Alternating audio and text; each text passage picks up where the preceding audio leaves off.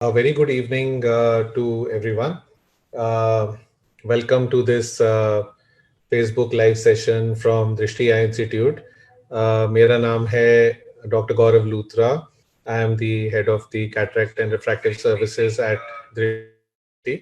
And हम लोग इस 2 हफ्ते national eye donation fortnight observe कर रहे हैं, जिसकी वजह से आज हम लोग डिस्कस करेंगे about the importance of eye donation and उसके बारे में जितनी हमारी मिथ्स हैं या जितनी हमारे पास दिमाग में सवाल हैं, आप लोग फेसबुक लाइव पे अपने सवाल भेज सकते हैं, हम लोग उनको आंसर करेंगे।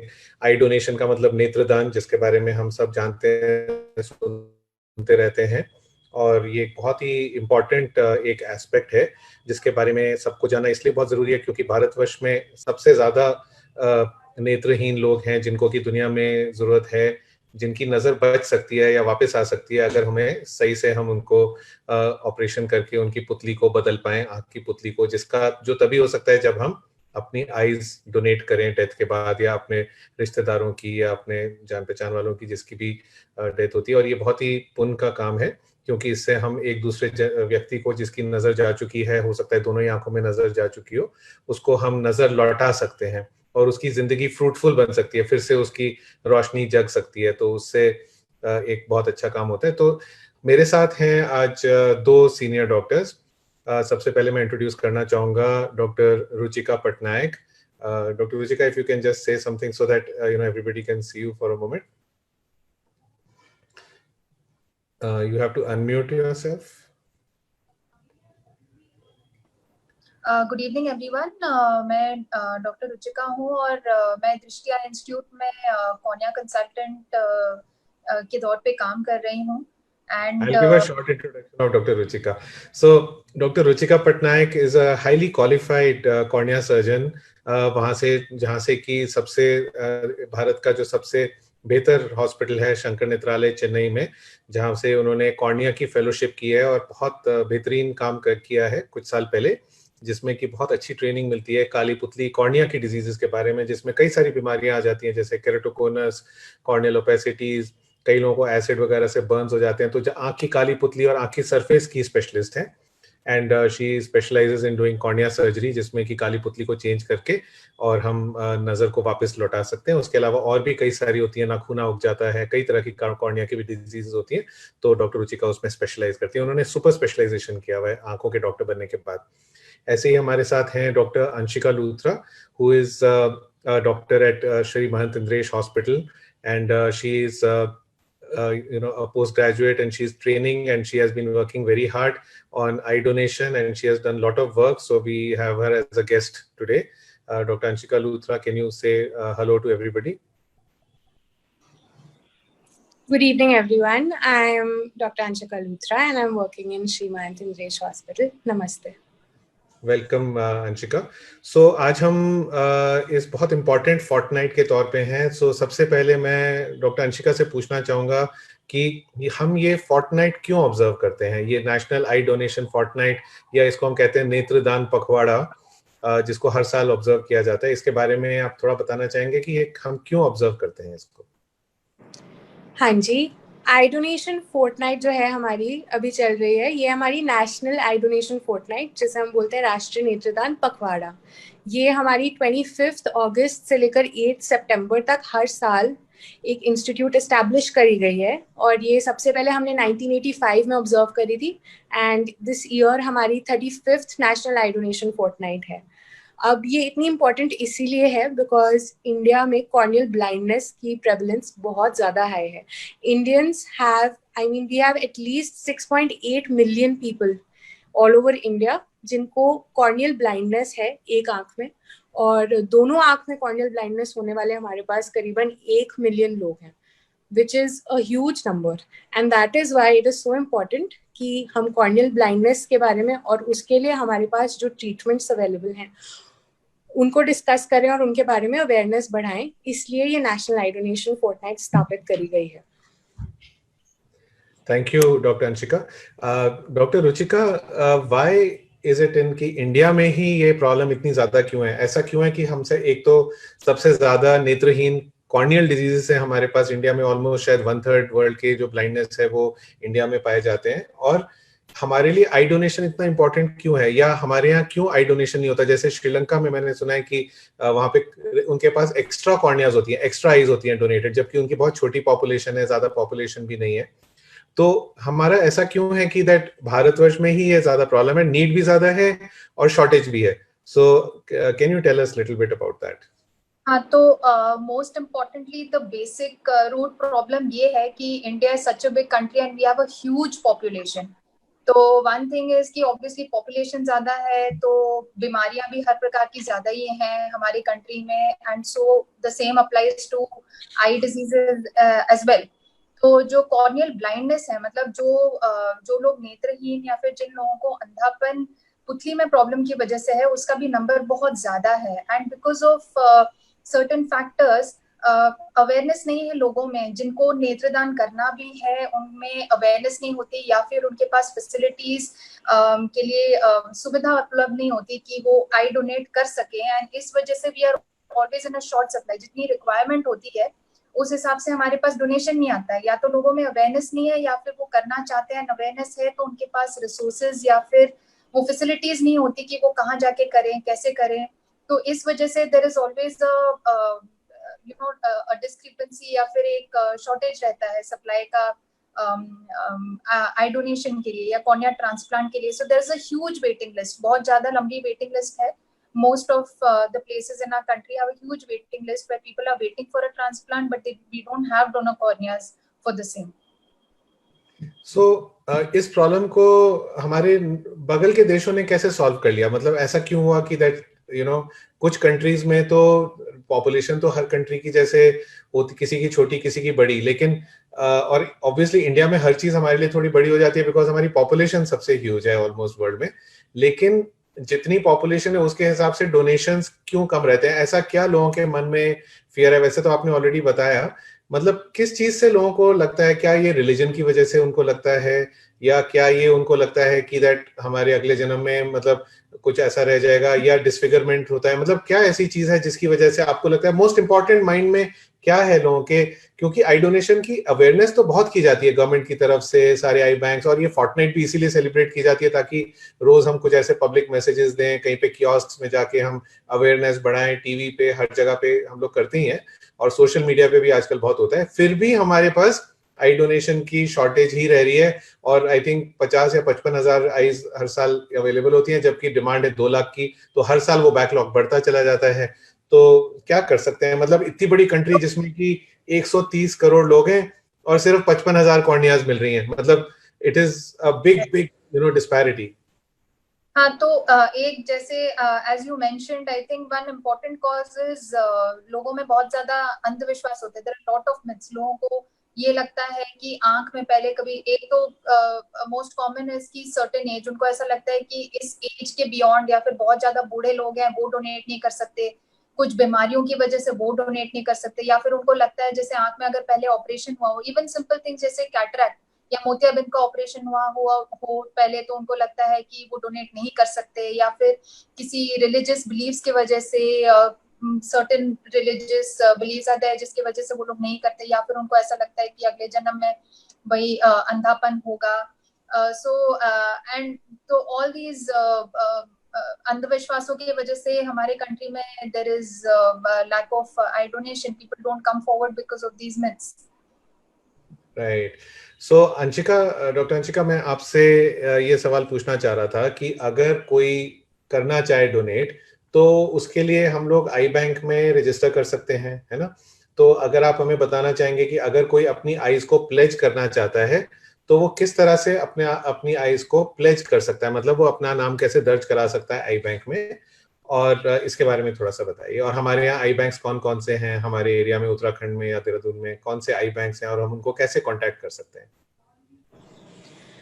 हाँ जी, अगर कोई अपना नेत्रदान करना चाहता है, अगर कोई नेत्रदाता बनना चाहता है, तो उसके लिए एक बहुत ही सिंपल प्रोसीजर होता है। आपका जो सबसे नज़दीकी आई बैंक है, आप उसमें जाकर रजिस्टर कर सकते हैं। एक प्लेज फॉर्म होता है बहुत सिंपल सा, जो आपको भरना होता है और अपने नज़दीकी आई बैंक में सबमिट करना होता है। ये होने के बाद आपको एक रजिस्ट्रेशन मिलता है और आपको एक आई डोनर कार्ड मिलता है, and that is how you become an I donor. It is very simple. हमारे यहाँ देहरादून और उत्तराखंड में कुछ आई बैंक जहाँ हम जा सकते हैं इंक्लूड, हमारे पास हिमालयन हॉस्पिटल में आई बैंक है, फिर ऋषिकेश आई बैंक भी है हमारे पास एम्स ऋषिकेश में. इसके अलावा आई बैंक की जगह आई डोनेशन सेंटर्स भी हैं, जैसे हमारे पास श्रीमंत इंद्रेश हॉस्पिटल में है आई डोनेशन सेंटर, वहाँ भी आई डोनेशन पॉसिबल है और उसके लिए प्लेज करना भी पॉसिबल है. दृष्टि हॉस्पिटल में भी ये सुविधा उपलब्ध है. तो डॉक्टर अंशिका, क्या अगर किसी ने प्लेज किया हुआ है तो तभी वो आई डोनेट कर सकता है, या बिना, सपोज किसी के घर में डेथ होती है या किसी ने अपनी आईज डोनेट नहीं की थी या उसने पहले से अपना नाम नहीं लिखवाया था आई बैंक में, तो क्या उनकी भी आईज डोनेशन के लिए ली जा सकती है? बिल्कुल, उनकी आईज भी डोनेशन के लिए ली जा सकती हैं. अगर आपके कोई करीबी रिलेटिव हो जिनकी आप आईज डोनेट करना चाहते हैं, जो अपने टाइम पर अवेयरनेस ना होने की वजह से, नॉलेज ना होने की वजह से रजिस्टर नहीं कर पाए और आप ये दान करना चाहते हैं, तो उनकी मृत्यु के पश्चात 6 से 8 घंटे के अंतर्गत अगर आप कॉल करें अपने आसपास आई डोनेशन सेंटर या आई बैंक में और आप अपनी सहमति दें, तो नेक्स्ट ऑफ किन की परमिशन के बाद बिल्कुल उनकी आई डोनेशन हो सकती है और प्लेज्ड डोनर होने की आवश्यकता नहीं है. तो जिनकी मृत्यु होती है उनकी परमिशन की जरूरत नहीं होती, अगर उन्होंने ऐसे मना नहीं किया था तो.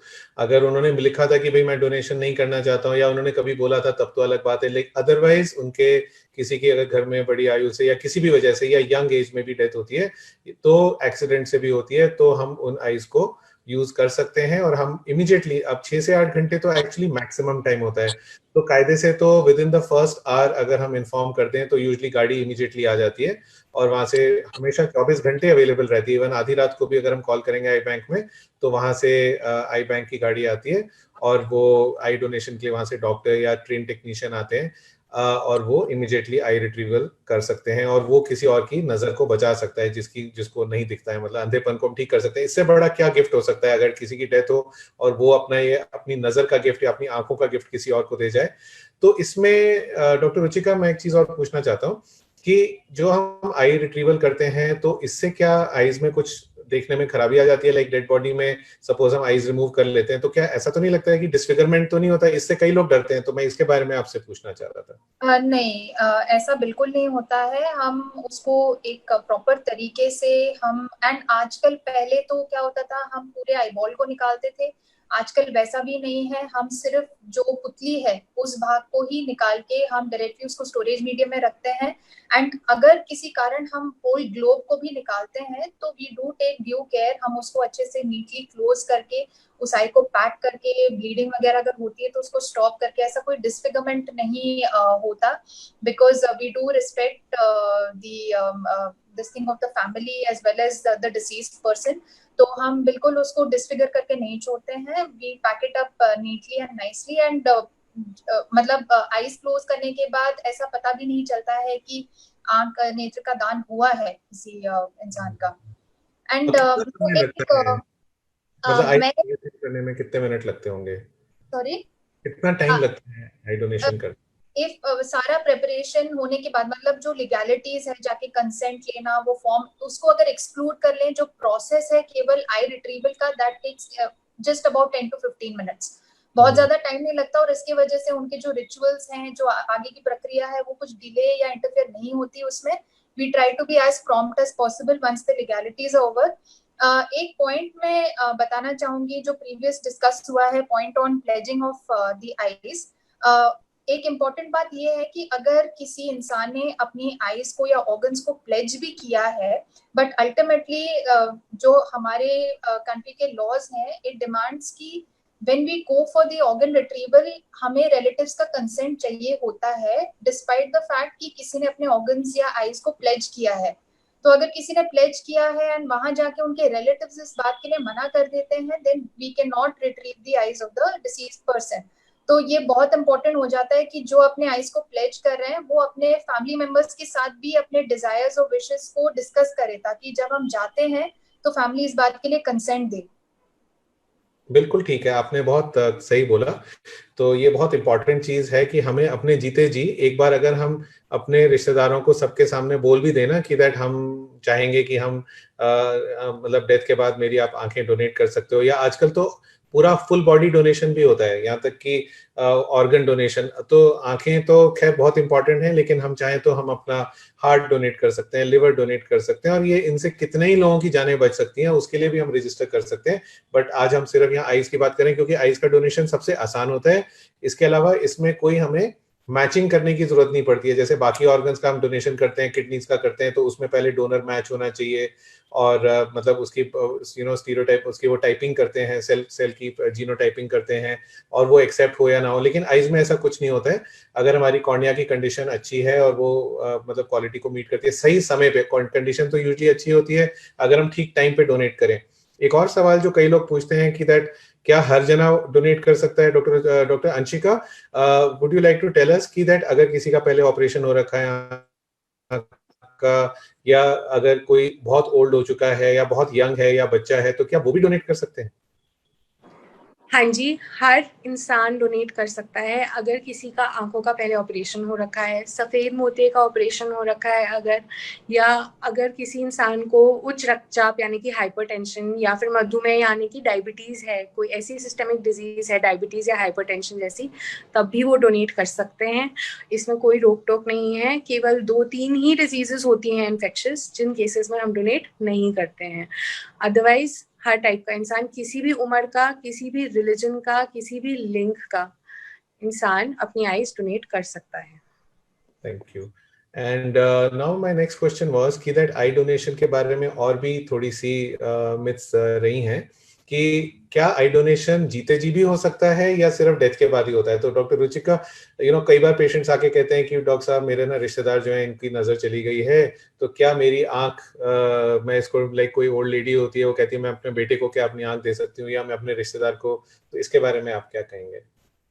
नहीं, ऐसा जो कॉर्नियल ट्रांसप्लांट है, मतलब जो कॉर्नियल डोनेशन है वो सिर्फ डेथ के बाद ही पॉसिबल है। It is not living donation. मतलब डोनेशंस भी डिफरेंट टाइप्स के होते हैं, जैसे कई बार किडनी डोनेशन या फिर लिवर ट्रांसप्लांट, ये एक लिविंग डोनर से भी आ सकता है। लेकिन जो कैडेवरिक डोनर जिसको हम बोलते हैं, मतलब मृत्यु के बाद आइस के लिए उसी से रिट्रीव किया जाता है, मतलब मृत्यु के बाद, not when the person is alive. Right. And इसके अलावा एक और मिथ होती है कि क्या हम आई डोनेशन करते हैं तो हम उसको बेच खरीद सकते हैं? क्योंकि कई लोग डरते हैं कि दैट मेरी आंख बेच दी या मेरा ये, मतलब बहुत ही गलत मैसेज कई बार सुनने में आता है। तो ये जो होता है ये बिल्कुल वॉलंटरी होता है, मतलब इसमें कोई पैसे का लेन देन नहीं हो सकता अगर हम आई डोनेशन करते हैं। तो इसके बारे में भी जानना जरूरी है। और एक और चीज जो बहुत जरूरी है, कई बार जब जो लोग डोनेट करते हैं वो सोचते हैं कि डॉक्टर साहब ये जो मैं डोनेशन कर रहा हूँ ये इसके लिए इस्तेमाल कर लीजिए। सपोज किसी की डेथ होती है और वहां से आई मिलती है, तो कहते हैं डॉक्टर साहब हमारे ना एक रिश्तेदार में हैं, आप उनके लिए यूज कर लीजिए। या वो कहते हैं कि हम चाहेंगे कि दैट हम उनसे मिल लें जिनको हमारी आईज लगी, चाहे हम उसको तो इसके बारे में डॉक्टर अंशिका आप बताना चाहोगे कि क्या ये संभव है कि हम अगर डोनेशन करते हैं या हमारे फैमिली से हम किसी की डोनेशन करते हैं तो हम डिसाइड कर पाए कि हम किसको देना चाहते हैं या हम उसको मिलना चाहें जिसको हमने डोनेट किया? और अगर ऐसा नहीं है तो क्यों है ऐसा?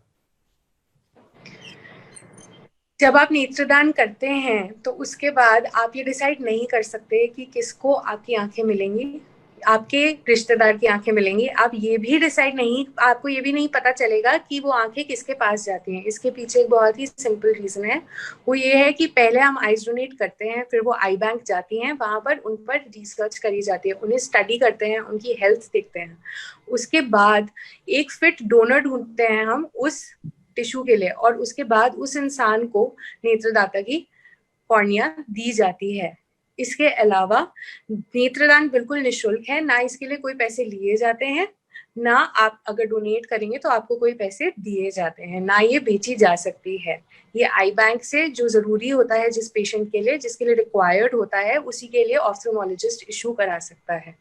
इसीलिए कॉर्निया को ना हम बेच सकते हैं, ना हम डिसाइड कर सकते हैं कि वो किसके पास जाएगी। ये केवल एक पुण्य का काम है जो आप जाते जाते कर जाते हैं, ताकि आगे के लोग जो जिंदा हैं वो आपकी आंखों से फिर से रोशनी देख पाए। Wonderful. Thank you doctor Anshika and doctor Ruchika. तो हम जब ये आई डोनेशन हो जाता है, जैसे डॉक्टर अंशिका ने बताया कि वो आई बैंक पहुंच जाती हैं और फिर वहां पे आईज को चेक किया जाता है, उनकी कंडीशन देखी जाती है और उसका पूरा चेक करने के बाद उसमें हम इन्फेक्शंस के लिए भी देखते हैं कि कोई साथ में कोई वो उसके थ्रू किसी को इन्फेक्शन तो नहीं ट्रांसमिट हो जाएगा। जब जब टेस्टेड आईज होती हैं आई बैंक के थ्रू, फिर वो कैसे यूज होती हैं? डॉक्टर के पास जाती हैं तो क्या पूरी आंख बदली जा सकती है? कौन सी ऐसी बीमारियां हैं जिसमें कि हम आई डोनेशन की आईज को यूज कर सकते हैं, और कौन सा हिस्सा है आंख का जिसको कि यूज किया जाता है? मतलब कई लोगों को ये लगता है कि पूरी मेरी आंख ही बदल दो, तो कौन सी बीमारियों में हम नहीं यूज कर सकते और कौन सी बीमारियों के लिए हम इनको यूज कर सकते हैं?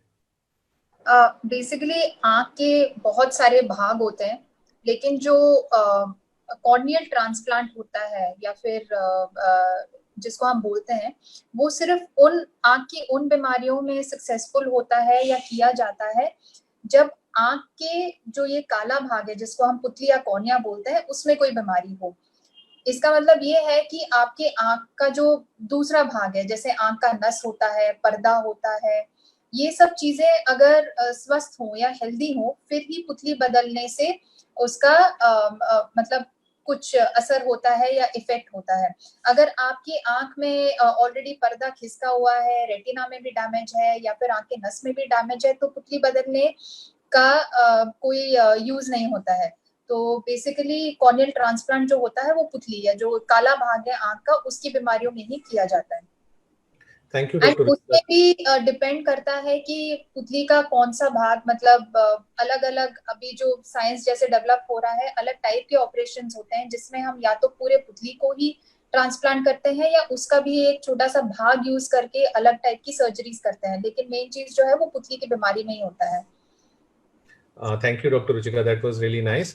तो इससे ये तो क्लियर हो गया कि दैट हम पूरी आंख को नहीं बदल सकते और काफी ऐसे अंधेपन के कारण है, जैसे नस सूखना या पर्दे की बीमारियां या काले मोतिये से हमारी नजर अगर चली गई, तो उन केसेस में पुतली चेंज करने से कोई फायदा नहीं होगा। और केवल ये जो आंख की आगे काला हिस्सा है, जिसको देखने में तो ये काला है लेकिन ये ट्रांसपेरेंट है, ये एक ट्रांसपेरेंट या साफ पुतली होती है जिसके थ्रू हमारी लाइट अंदर जाती है। तो ये हिस्सा अगर सफेद हो जाए, और आप देखते होंगे कई लोगों की आंख में उनको दिखता नहीं है और उनकी आंख की जो सेंट्रल काला हिस्सा है वो पूरा सफेद पड़ चुका है, धुंधला हो गया है, तो अगर अंदर से आंख पूरी ठीक है, उसका लेंस ठीक है और उसका पर्दा वगैरह सब ठीक है, तो हम ये पुतली चेंज करके उनकी नजर को लौटा सकते हैं। और जैसे डॉक्टर रुचिका ने बताया कि आजकल इतना एडवांसमेंट हो गया है कि हम पुतली जो कि केवल आधा मिलीमीटर थिक है और करीबन 10 या 11 मिलीमीटर का उसका साइज है अक्रॉस, उसकी लेयर्स निकाल के भी यूज कर सकते हैं। मतलब आजकल जैसे डॉक्टर रुचिका ही उसकी एक्सपर्ट है, बल्कि मैं तो ये ऑपरेशन करता भी नहीं हूँ, वही ये सारे ऑपरेशन करती हैं हमारे यहाँ दृष्टि में। और कितने लोगों की उन्होंने रोशनी लौटाई है, कितने लोग ऐसे हैं जिनकी दोनों आंखें अंधी हो चुकी थी और उनकी पुतली चेंज करके उन्होंने उनकी नजर को लौटा दिया। तो हम देखते रहते हैं रोज, हमारे यहाँ हॉस्पिटल में हर महीने ऐसे केसेस होते हैं जिनमें कि काली पुतली का कई बार पूरी काली पुतली चेंज होती है, कई बार उसकी सबसे अंदर की लेयर जो कि केवल 5 या 10-20 माइक्रॉन्स की होती है, और या फिर केवल आगे की लेयर जो कि केवल 0.2 या 0.3 मिलीमीटर की होती है, उसको चेंज कर देते हैं। तो एंटीरियर केरेटोप्लास्टी, लैमेलर केरेटोप्लास्टी, डेस्मेंट्स मेम्ब्रेन एंडोथेलियल केरेटोप्लास्टी, इस टाइप से 4-5 हिस्से हैं। बल्कि यहाँ तक कि भी एक जने की आंख की एक काली पुतली से 3-4 लोगों की नजर को भी लौटाया जा सकता है अगर हम डिफरेंट हिस्से डिफरेंट प्लेसेस में यूज करें। तो उसके लिए लेकिन बहुत कुछ चाहिए होता है, बहुत सावधानी चाहिए होती है। तो अब हम एक चीज और पूछना चाहेंगे कि डॉक्टर रुचिका, आपके एक्सपीरियंस में कौन से पेशेंट्स हैं आपके यहाँ, आप जो करते हैं, जिनको सबसे ज्यादा फायदा होता है काली, मतलब ऐसी कौन कौन सी आंख की काली पुतली की बीमारियां हैं जिसमें कि पुतली को चेंज किया जा सकता है? ऐसी 2-3, जैसे सफेदी तो एक हो ही गई, इसके अलावा और भी कुछ बीमारियां हैं जहाँ पे कि हम पुतली चेंज करके नजर लौटा सकते हैं?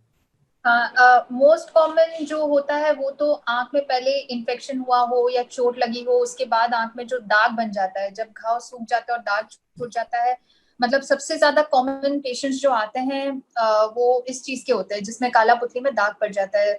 बाकी ऐसी भी कुछ बीमारियां होती हैं जिसमें जैसे डॉक्टर गौरव ने बताया कि जो अंदर का भाग है पुतली का, वो किसी कारण से या तो किसी जेनेटिक कंडीशन की वजह से वो काम नहीं करता है, पुतली में पानी भर जाता है, तभी भी हम केराटोप्लास्टी करते हैं जब हम अंदर का हिस्सा को चेंज करते हैं।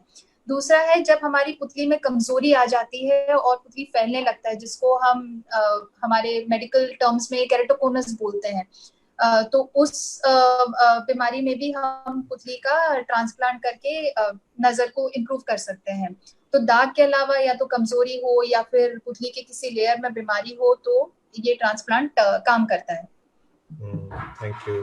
सो ये तो बहुत अच्छा हो गया। केरेटोकोनस में भी हमारे यहाँ पे काफी केसेस में जैसे हम लोग कॉर्नियल ट्रांसप्लांट करते हैं और उसमें भी हालांकि आजकल केरेटोकोनस शायद इतना अच्छा हमारे पास ट्रीटमेंट्स आ गए कि इस बात तक ज्यादातर नौबत ही नहीं पहुंचती है कि दैट कॉर्नियल ट्रांसप्लांट करना पड़े। स्टिल अगर किसी को केरेटोकोनस सही टाइम पे डिटेक्ट नहीं हुआ और यूजुअली ये लोग यंग होते हैं तो इनके केसेस में भी बहुत अच्छे रिजल्ट्स आते हैं। और एक बार हम जब कॉर्नियल ट्रांसप्लांट कर देते हैं तो क्या इसमें देखभाल की जरूरत होती है या इसमें कोई फ्यूचर में अगर किसी की पुतली जो हमने दी दान की और वो अगर किसी वजह से कुछ सालों में खराब हो जाती है या कुछ हो जाता है तो क्या फिर से भी किया जाता है आई ट्रांसप्लांट, कॉर्नियल ट्रांसप्लांट किया जा सकता है डॉक्टर रुचिका? हाँ जी बिल्कुल। कॉर्नियल ट्रांसप्लांट इज मतलब आंख के ऑपरेशन के हिसाब से थोड़ा बड़ा ऑपरेशन माना जाता है। ऑपरेशन के बाद भी पेशेंट को फॉलोअप में आना पड़ता है, उसको हमें बार बार देखना पड़ता है, कुछ समय तक थोड़े ज्यादा फॉलोअप्स रखने पड़ते हैं क्योंकि वो एक मेजर सर्जरी होती है आंख की। तो ऐसा नहीं है कि ऑपरेशन करने के बाद पेशेंट को हम घर ही भेज देते हैं। We have to keep following up. उनकी दवाइयां भी काफी समय तक चलते हैं। कुछ कॉम्प्लिकेशंस भी होते हैं जिनको मॉनिटर करने के लिए बार बार पेशेंट्स को देखना पड़ता है। और अगर किसी कारणवश पुतली फेल हो जाती है तो हाँ, दूसरी बार ऑपरेशन करने का भी ऑप्शन रहता है। तो yes, it needs after care तो चाहिए ही होता है ट्रांसप्लांट के बाद। Thank you. So doctor Anshika, जिन लोगों को कि कॉर्नियल ट्रांसप्लांट से फायदा नहीं हो सकता, सपोज उनकी नजर किसी पर्दे की बीमारी से गई है या किसी और कारण से चली गई है, तो क्या उनमें आजकल कोई बायोनिक आई टाइप की चीज भी लग सकती है? इसके बारे में काफी रिसर्च है, काफी वो चल रहा था कि दैट आजकल बायोनिक आई एक आ गई है जिसमें कि जैसे रेटिनाइटिस पिगमेंटोसा, रतौंधी वगैरह के केसेस होते हैं या कुछ और होते हैं, तो उसमें आंख के अंदर कहते हैं कि एक चिप लगा दिया जाता है। तो इसके बारे में मैं चाहूंगा कि आप दोनों डॉक्टर्स प्लीज थोड़ी जानकारी दें। Doctor Ruchika, I think doctor Anshika has lost the connection, so maybe you can tell about it. Do we have bionic I usually वही जब आंख के दूसरे हिस्सों में प्रॉब्लम होती है, खास करके जब पर्दे में होती है, तब जो हमारे पास अभी आर्टिफिशियल इंटेलिजेंस और आर्टिफिशियल जो आई हम बोलते हैं बायोनिक आई, तो वो कुछ कुछ रेयर कंडीशंस में काम आती है जब पर्दे में प्रॉब्लम होती है। एंड ये अभी मोस्टली रिसर्च स्टेजेस में है, मतलब बहुत ज्यादा कॉमन और रेडिली अवेलेबल ऑप्शन नहीं है। बहुत ही फ्यू मतलब बहुत कम जगहें हैं पूरे दुनिया में जहाँ पे ये सर्जरी होती है और बहुत ही कम पेशेंट्स में किया गया है। तो इंडिया में वो शायद अभी भी बहुत ही रिसर्च स्टेजेस में ही है। मेरे नॉलेज में नहीं है कि बहुत सारी जगहों में ये सर्जरी की जाती है। तो and it is a very rare and obviously a costly option.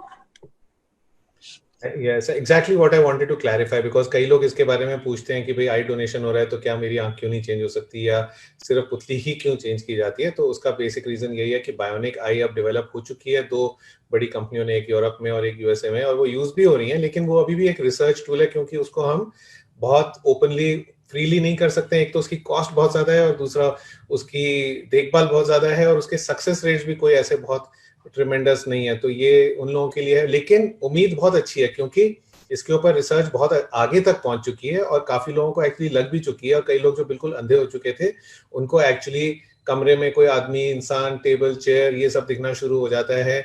मतलब ये सब संभव तो है, लेकिन अभी ग्रास रूट्स तक या हर शहरों तक पहुंचा नहीं है। बल्कि इंडिया में अभी इस चीज के ऊपर ज्यादा रिसर्च या काम नहीं हुआ है। अभी यूएसए वगैरह में ज्यादा इसके ऊपर काम चल रहा है। तो आई डोनेशन फोर्टनाइट जो हम ये सेलिब्रेट कर रहे हैं, इसमें क्या क्या एक्टिविटीज होती है? Doctor Anshika, what all activities are being done by, ये government of ministry of health करता है वैसे तो, बट हर लेवल पे करते हैं, तो इसमें क्या क्या एक्टिविटीज होती हैं डिफरेंट हॉस्पिटल्स में? जैसे आपके हॉस्पिटल में क्या क्या एक्टिविटीज हुई है इस बारे में? राष्ट्रीय नेत्रदान पखवाड़ा के लिए हर साल हम अवेयरनेस स्प्रेड करने के लिए वीडियोस बनाते हैं, उनको सोशल मीडिया पर डिस्प्ले करते हैं। जिन लोगों ने आइज डोनेट करी हैं उन्हें उनके रिलेटिव्स को ऑनर किया जाता है और we are all grateful to them for donating it and creating an example for the rest of society to follow. इसके अलावा नेत्रदान का ये महत्व जो है, जो बहुत लोगों को नहीं पता होता है, इस वजह से वो डोनर नहीं बनते हैं, वो समझाया जाता है। और हमारा यही मोटिव रहता है कि ज्यादा से ज्यादा लोगों को पता चले कि ये कितनी सिंपल प्रोसीजर है और इससे कितने लोगों का बेनिफिट हो सकता है। तो यही हमारा रहता है। वंडरफुल। क्या हम लोग आई डोनेशन ऑन, मेरे को एकदम से मन में आया क्योंकि मुझे लगा आजकल सब चीजें ऑनलाइन हो जाती हैं, तो क्या कोई अगर अपनी आईज डोनेशन के लिए प्लेज करना चाहता है तो कोई ऐसी वेबसाइट है या कोई ऐसा आई बैंक है जो कि ऑनलाइन आपको अलाउ करता है रजिस्टर करने के लिए? Doctor Ruchika might know about this, I don't know. There are many NGOs. In fact, they have an online form is available. You can just log on to the website that NOTO has, the National Organ Transplant Organization, and there are a lot of NGOs which have. आप online जाके ही वो form download करके उसको भर सकते हैं, but of course pledge card लेने के लिए आपको physically, but I think now that option is also available कि वो प्लेज कार्ड भी आप डाउनलोड करके प्रिंट कर सकते हैं। But in most places you can fill it up online, but आपको फिजिकली जाके वो जो प्लेज कार्ड है वो कलेक्ट करना पड़ता है, because you need to sign and वो करना पड़ता है। बट आप जो ऑनलाइन फॉर्म है वो मतलब आप ऑनलाइन भर सकते हैं उसको फॉर्म डाउनलोड करके। तो मुझे लगता है डॉक्टर रुचिका, क्योंकि अब जमाना इतना आगे पहुंच गया और हम हर चीज तो ऑनलाइन करते हैं, टिकट्स भी खरीदते हैं, बैंकिंग भी करते हैं, तो मैं जरूर कन्वे करूंगा अपने सारे आई बैंक्स को कि भाई लोगों के लिए आई डोनेशन का प्लेज करना आसान करने के लिए अगर वो लोग सब अपनी वेबसाइट पे, जैसे एम्स ऋषिकेश का बहुत अच्छा आई बैंक है, हिमालयन हॉस्पिटल का बहुत अच्छा आई बैंक है, हमारे यहाँ देहरादून में SGRR का बहुत अच्छा आई बैंक है, फिर मुझे लगता है डून मेडिकल कॉलेज में भी डेफिनेटली आई बैंक की परमिशन है और वो लोग भी एक्सेप्ट करते हैं। तो सभी को मुझे लगता है कि इसका एक सिंपल फॉर्म बना के जहाँ पे कि ऑथेंटिकेशन हो पाए और वो एक फोटो खींच के और फटाक से आपको वहीं पे डाउनलोड होके आपके हाथ में अगर कार्ड आ जाता है तो कितने ही लोग आसानी से आई डोनेशन करने लग जाएंगे, जो कि अभी क्योंकि उनको इजीली फॉर्म नहीं मिलता, उनको इजीली, जबकि कोई खर्चा नहीं है इसमें, कुछ नहीं है, लेकिन अब कौन आई बैंक जाएगा, कौन वहां से फॉर्म लाएगा, भरेगा, फिर वहां छो देगा जाके, फिर आपके पास कार्ड आएगा। आजकल तो ऑनलाइन का सब कुछ जमाना है। मुझे लगता है ये फीडबैक तो हम जरूर देंगे सारे आई बैंक्स को कि दैट आपको ऑनलाइन कर देना चाहिए अपना ये प्रोसेस। और यहाँ तक कोरोना टाइम्स में it will have more benefit, जहाँ नहीं लोग आके भीड़ में खड़े हों या फिर कलेक्ट करें या फिर सारी प्रोसेसेस ज्यादा क्राउडिंग में हो, तो आई थिंक सब कुछ ही ऑनलाइन हो रहा है, स्पेशली कोविड टाइम्स में, तो इट मेक्स मोर सेंस।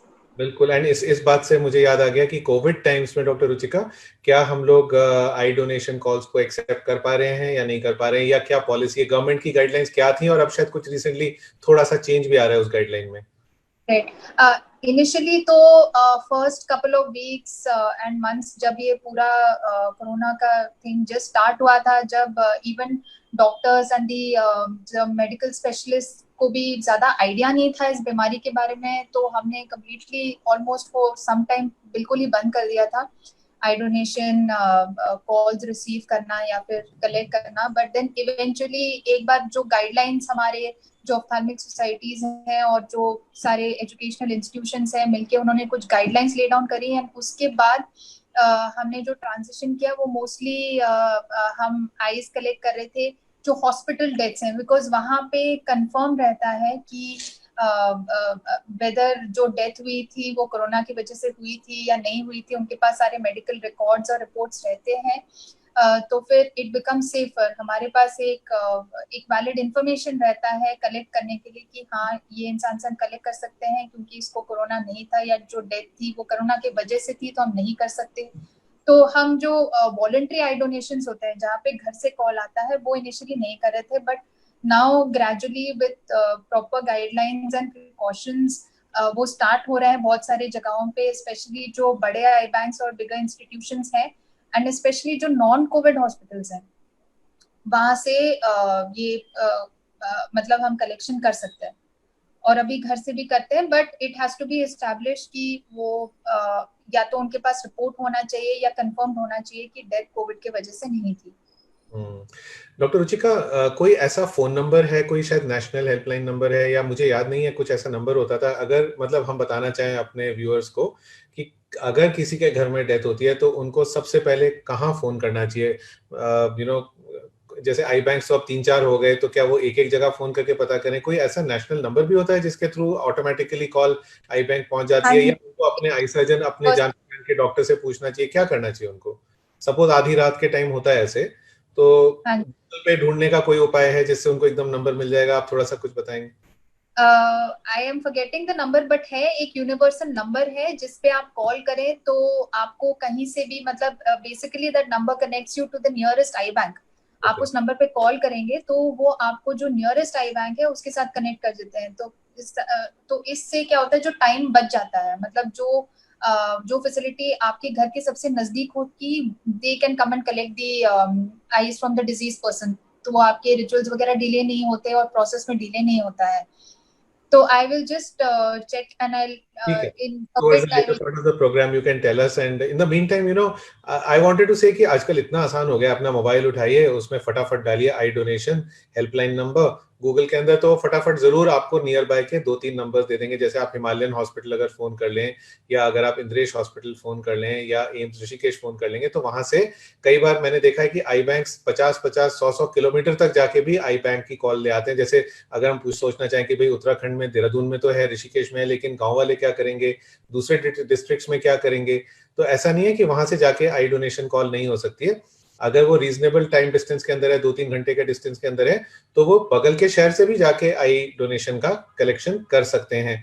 जैसे हल्द्वानी में भी आई बैंक है, तो वहां से उस एरिया का, पिथौरागढ़ साइड का, नैनीताल साइड का डोनेशन वहां हो जाएगा। हरिद्वार, ऋषिकेश और देहरादून में सब जगहों पे मतलब आई डोनेशन इजीली पॉसिबल है। तो अगर हम या अगर आपको नहीं भी पता है, तो आप अपने किसी भी जान पहचान के डॉक्टर से पूछ सकते हैं। वो लोग यूजुअली सब हेल्प करने को तैयार होते हैं इस मामले में, और वो आपको गाइड कर सकते हैं। कि तो हमें हिचकिचाना नहीं चाहिए, अपने घर में क्विकली डिस्कस किया, और ऑब्वियसली उस वक्त तो बहुत शोक का समय होता है और लगता है कि इस वक्त हम कैसे बात कर सकते हैं डोनेशन के बारे में। लेकिन अगर हम वो कीमती समय को जाया कर देंगे, तो बाद में हमेशा बुरा लगता रहेगा कि हम ये कर सकते थे लेकिन हमने समय पे नहीं किया। तो उस वक्त घर का जो भी एक जिम्मेदार इंसान होता है, जो थोड़ा अपने आप को कंट्रोल कर सकता है, और वो उस वक्त इमीडिएटली एक्शन कर सकता है, और उससे उनकी जो आंखें हैं, जो आपके परिवार के सदस्य हैं जिनकी मृत्यु हो जाती है, उनकी आंखें आगे जिंदा रहती हैं दूसरे जने के साथ, और उनको नजर भी देती हैं। मतलब बहुत ही अच्छा पुण्य का काम है। डॉक्टर अंशिका, आपके हॉस्पिटल में हॉस्पिटल रिट्रीवल प्रोग्राम भी होता है? जैसे किसी की अगर हॉस्पिटल में डेथ हो जाती है, या अगर कोई एक्सीडेंट का, ट्रॉमा का, कई बार यंग लोगों की डेथ हो जाती है और बहुत बुरा लगता है कि दैट वो इमरजेंसी में आते हैं लेकिन उनको बचा नहीं पाते हैं, तो ऐसे केस में भी तो आई डोनेशन किया जाता है। तो उसके बारे में अगर आप कुछ थोड़ा सा जानकारी दे पाए।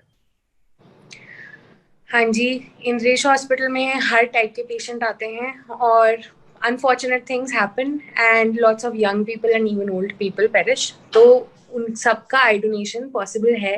सारे पेशेंट्स जितने भी मोर्टेलिटीज होते हैं, सबको काउंसिल किया जाता है, सबको समझाया जाता है नेत्रदान के बारे में, और क्या उससे आप सोसाइटी के लिए बेटर कर सकते हो, और ये ऑप्शन हर इंसान को दिया जाता है। तो एनीवन जो अपने रिलेटिव की आइज डोनेट करना चाहता है, उसके पास ये ऑप्शन है। बेसिकली आई डोनेशन फोर्टनाइट में हम यही समझाना चाह रहे हैं कि ये सिर्फ आपकी चॉइस की बात है कि आप हाँ बोलिए, और आप इस दुनिया में भला कर सकते हैं। आप नेत्रदान कर सकते हैं, अपने करीबी लोगों का भी कर सकते हैं, खुद भी प्लेज कर सकते हैं आप, and you can make a difference. Thank you, Dr. Anshika. So I think we are coming to close to the program, but I wanted to ask Dr. Ruchika कि that इसका सक्सेस रेट कितना अच्छा होता है? जो हम आई transplant करते हैं, कॉर्निया ट्रांसप्लांट करते हैं, कितने % लोग जो हैं उनमें ये कामयाब हो जाता है? क्योंकि it is suppose to be very successful amongst all the transplant surgeries. Corneal transplant is suppose to be one of the most successful, and so आप बताना चाहिए। बिकॉज जो पुतली है कॉर्निया, नॉर्मली जो रिजेक्शन होता है बॉडी में, वो कॉर्निया या फिर जो पुतली है उसका मेन एडवांटेज ही ये है कि उसमें ब्लड सप्लाई नहीं होता है, तो इसीलिए ना ही मैचिंग की जरूरत होती है, और उस वजह से रिजेक्शन के चांसेस भी कम होते हैं। हालांकि क्योंकि ये किसी और के बॉडी से आपके बॉडी में लगाया जाता है, तो रिजेक्शन के चांसेस होते हैं, लेकिन the success rate is much higher than any other organ, because उसमें ब्लड सप्लाई नहीं होता है।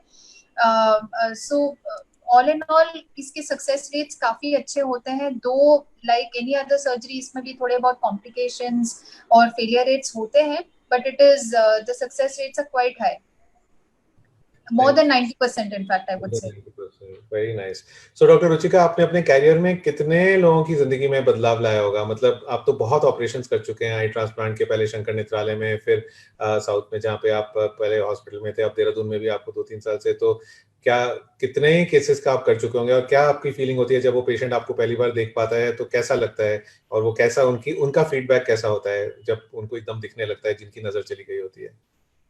नहीं, मेरे पास ऐसे बहुत पेशेंट्स आए हैं जो लिटरली मतलब उनके रिलेटिव्स उनका हाथ पकड़ के उनको लेके आए हैं, बिकॉज उनकी दोनों ही आंखों में नजर नहीं होती है।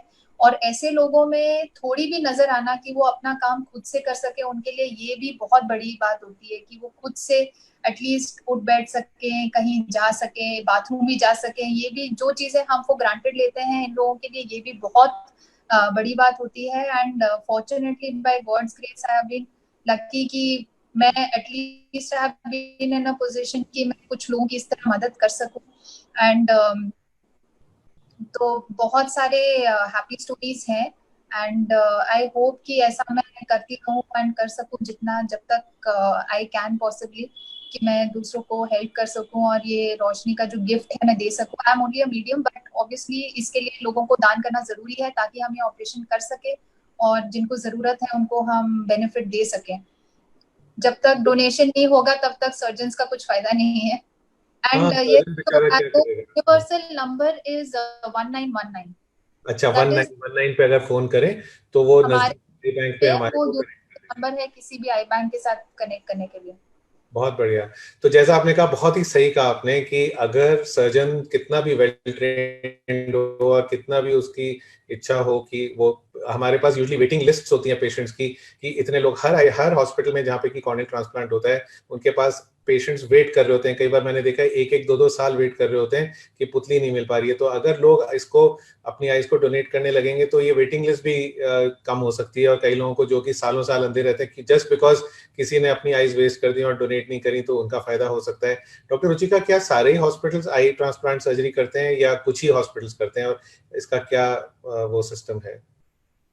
नहीं, जिन हॉस्पिटल्स के पास ऑर्गन, जिसको हम मेडिकल टर्म्स में होटा बोलते हैं, that is human organs transplantation act के तहत जो हॉस्पिटल्स रजिस्टर्ड होते हैं, जो इंस्टीट्यूशंस इसके अंडर रजिस्टर्ड होते हैं, सिर्फ वही ट्रांसप्लांट कर सकते हैं। सारे जगहों में पॉसिबल नहीं है। एंड दृष्टि उनमें से एक है। We are a registered hospital, we are HOTA registration, तो यहाँ पे ट्रांसप्लांट पॉसिबल है। Thank you. So I think we have had a very productive session, and आप लोग जो हमारे को सुन रहे थे, आप जरूर अपना फीडबैक दीजिएगा। अगर आपके कुछ सवाल हैं तो हम लोग उनको जरूर फेसबुक पे आपके लिए आंसर करेंगे। आप अभी भी अपने सवाल लिख सकते हैं, हम उसको बाद में भी आंसर करते रहेंगे। फेसबुक पे ही हम आंसर करेंगे। और अगर वैसे आपको कोई और क्वेश्चंस हो तो आप हमारे हॉस्पिटल में फोन कर सकते हैं 271-7500 पे। एंड हमारे काउंसलर्स भी होते हैं, वो आपके सारे इस मामले में सवाल आंसर कर सकते हैं, कि आई डोनेशन के बारे में भी, और जिन लोगों को जरूरत है आई ट्रांसप्लांट की, कॉर्नियल ट्रांसप्लांट की, और उनको फायदा हो सकता है या उनको लगता है कि उनको मदद हो सकती है, आप आके चेक तो करा ही सकते हैं। और स्पेशली आजकल कोविड टाइम्स में हमने हॉस्पिटल में बहुत सारे चेंजेस किए हैं। हमने अपने ड्यूटी आवर्स, हॉस्पिटल के आवर्स बढ़ा दिए। जैसे कि पहले 9 बजे स्टार्ट होता था, अब सुबह 8 बजे ही स्टार्ट हो जाता है। और बहुत सारे मेजर्स लिए गए हैं जिससे कि वहाँ पे बिल्कुल रश नहीं होता है। पेशेंट का समय बहुत कम लगता है। विदिन 15-20 मिनट्स डॉक्टर उनको देख लेते हैं और फटाफट उनको फ्री कर देते हैं, ताकि वहाँ पे बैठना ना पड़े। उसके अलावा भीड़ बिल्कुल नहीं लगने देते हैं। और हमारे यहाँ क्योंकि 10 डॉक्टर्स हैं आंखों की, और सबकी अपनी अपनी स्पेशलाइजेशन है, तो at the same time 10 doctors are seeing patients in different rooms. And सबकी अपनी फील्ड्स हैं। कोई पर्दे के स्पेशलिस्ट हैं, कोई कॉर्निया के स्पेशलिस्ट हैं, कोई काले मोती के स्पेशलिस्ट हैं, और कुछ कैटरैक्ट के, कुछ लोग लेसिक करते हैं। हर तरह के डॉक्टर्स होते हैं जो कि फटाफट अपने पेशेंट्स को देख सकते हैं, और सब लोग हाईली क्वालिफाइड हैं अपनी अपनी फील्ड में। और उसके बाद वहाँ पे सर्जरीज जो होती हैं, उस टाइम पे भी हम लोग आजकल स्पेशल प्रिकॉशंस लेते हैं कि एक दूसरे को, किसी को कोविड का रिस्क ना रहे। आप आके जरूर देखिए, तो आपको अच्छा लगेगा। और we would love to help you if you need any of our help in this regard. And I would like to thank Dr. Ruchika and Dr. Anshika for joining us for this program today. And before I finish, I would like to inform you that the first eye bank of Uttarakhand, when Uttarakhand was not there, पहले देहरादून जो था वो UP का part होता था।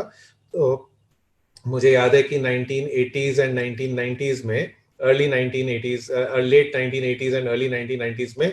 तो जो पहला आई बैंक स्टार्ट हुआ था वो देहरादून में ही स्टार्ट हुआ था, जिसको कहते थे डून आई बैंक। और वो देहरादून के डॉक्टर्स, कुछ डॉक्टर्स जो आई के डॉक्टर्स थे, उस टाइम बहुत कम गिनती के डॉक्टर्स होते थे, उनकी एसोसिएशन ने मिलकर स्टार्ट किया था रोटरी के कोलैबोरेशन में। और उसके जो फाउंडर थे वो थे डॉक्टर एमसी लूथरा, जो हमारे दृष्टि के चेयरमैन भी हैं। और उनका विजन था और उन्होंने बहुत मेहनत की उस टाइम पे, कई साल तक वो आई बैंक चला था। लेकिन उसके बाद, और वो आई बैंक एसोसिएशन ऑफ इंडिया से रिकॉग्नाइज भी था, लेकिन उस टाइम यहाँ पे ट्रांसप्लांट की फैसिलिटी नहीं थी, तो आईज यहाँ यूज नहीं हो पाती थी। तो मुझे अभी तक याद है जब मैं भी छोटा था और उस टाइम पे हम लोग ये my father used to go and collect these eyes from the thing and he had trained technicians. फिर वो रातों रात बस से 10 बजे 11 बजे उसको दिल्ली भेजते थे, वहाँ पे टाइम्स आई बैंक में या एम्स के आई बैंक में ये आईज पहुंचाई जाती थी। बहुत इंपॉर्टेंट, मतलब बहुत छोटी ग्लास बॉटल्स होती थी स्पेशल, और आइस बॉक्सेस होते थे, मुझे सब याद है। तो बहुत लंबी हिस्ट्री है ये आई बैंकिंग का, और ये एक बहुत ही पुण्य का काम है। और इसमें कोई, हम लोग प्रॉफिट के लिए कोई नहीं करता है, जितने डॉक्टर्स करते हैं वो सब एक तरीके से सेवा के तौर पे करते हैं। खर्चा जरूर आता है, इट इज एक्सपेंसिव, तो हमें ये नहीं सोचना चाहिए कि ये ऑपरेशन फ्री में किया जा सकता है, जैसे कि चैरिटी में कैटरेक्ट सर्जरीज होती हैं, क्योंकि इसमें काफी ज्यादा आई बैंक का बहुत रनिंग कॉस्ट होती है। एक एक पुतली को प्रोसेस करने के लिए 4-5 हजार 10 हजार रुपए का खर्चा आ जाता है। उसके बियॉन्ड फिर ऑपरेशन भी बहुत एक्सपेंसिव होता है, लंबा ऑपरेशन है, देखभाल लंबी है। तो खैर, फिर भी अगर कोई बहुत पुअर हो तो उसको हमारी दृष्टि फाउंडेशन चैरिटी के थ्रू हम लोग सब्सिडाइज भी कर सकते हैं। अगर कोई पुअर पेशेंट होता है हम उसकी पूरी मदद कर सकते हैं। अगर कोई बिल्कुल ही अफोर्ड नहीं कर सकता है तो उसकी फ्री ऑफ कॉस्ट भी सर्जरी हो सकती है काली पुतली चेंज करने के लिए।